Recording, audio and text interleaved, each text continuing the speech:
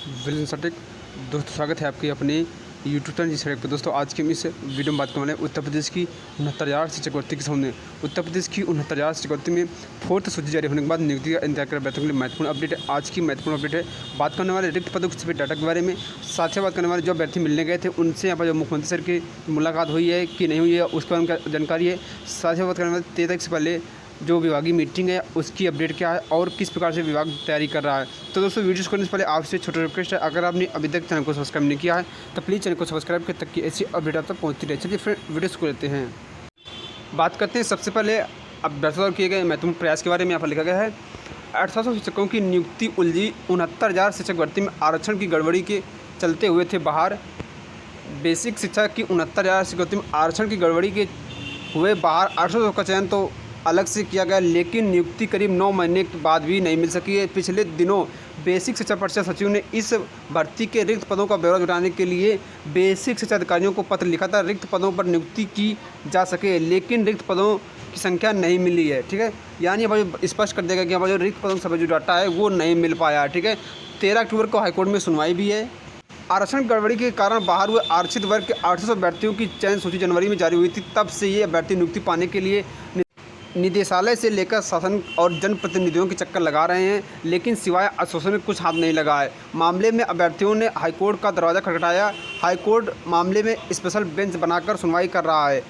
आरक्षित वर्ग के अभ्यर्थियों ने बताया कि बेसिक शिक्षा परिषद सचिव को इस भर्ती में 800 रिक्त पद नहीं मिले हैं, इस कारण नियुक्ति की समस्या आ रही। कोर्ट ने पूछा कि जब अभ्यर्थियों को चयन किया है तो नियुक्ति कैसे देंगे। इधर इस मामले में कई मुकदमे हो चुके हैं, इसलिए सरकार नियुक्ति देकर विवाद को समाप्त करने की कोशिश में है। उन्होंने कहा कि पिछली सुनवाई 28 सितंबर को हुई थी, उसके बाद बेसिक शिक्षा मंत्री अभ्यर्थियों से वार्ता की तो उन्होंने भरोसा दिया था कि दशहरा के बाद कुछ हल निकालेगी। अब दशहरा बीत जाने के बाद अभ्यर्थियों ने नियुक्ति दिए जाने की मांग फिर उठाई है।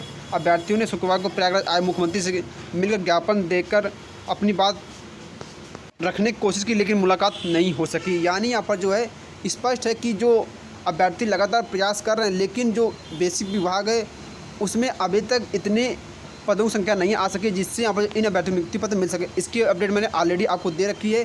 जब यहाँ पर जो है पत्र जारी हुआ था उसके लगभग 7 से 8 दिन बाद मैंने आपको अपडेट दी थी कि लगभग यहाँ पर जो है 2700 के आसपास ही रिक्त पद बचे हुए हैं। ठीक है, इसलिए यहाँ पर जो इसमें नियुक्ति देने में अड़चन आ रही है। ठीक है, विभाग इसको लेकर एक नया प्लान बना रहा है और एक नया जो है प्रपोजल तैयार कर रहा है। अब 13 तारीख से पहले विभाग जो है अपना नया जो प्रपोजल है वो तैयार करके कोर्ट में लगाएगा, लेकिन उससे पहले यहाँ पर जो अभ्यर्थी कोशिश कर रहे हैं कि कहीं ऐसा ना हो कि जिस प्रकार से बार बार आश्वासन मिलता रहा है उसी प्रकार से यहाँ पर जो है आश्वासन दिया जाए और 13 तारीख को कुछ भी ना हो। इसलिए यहाँ पर अभ्यर्थी कोशिश कर रहे हैं और मुख्यमंत्री सर से मिलने की कोशिश की है, लेकिन यहाँ पर जो मुलाकात तो नहीं सकी। लेकिन यहाँ पर जो है जो अपना ज्ञापन है वो पहुँचा दिए हैं और यहाँ पर जो जानकारी शामिल करके आ रही है। यहाँ पर जो है सीएम सर का कहना है कि हमने इस पर ऑलरेडी जो अपने सीनियर अधिवक्ता हैं वो हायर कर दिए हैं और विभाग को निर्देश भी दे दिए हैं और विभाग इस पर कार्य भी कर रहा है। आप लोग भी एक अपने सीनियर अधिवक्ता कम से कम मौजूद करके यहाँ पर इस भर्ती में समय से सुनवाई करा कर मामला कोर्ट से बाहर निकलवा दीजिए, क्योंकि यहाँ पर इस मुद्दे पर सही से कोर्ट पे सुनवाई नहीं हो पा रही, जिस वजह से ये मैटर और उलझता जा रहा है।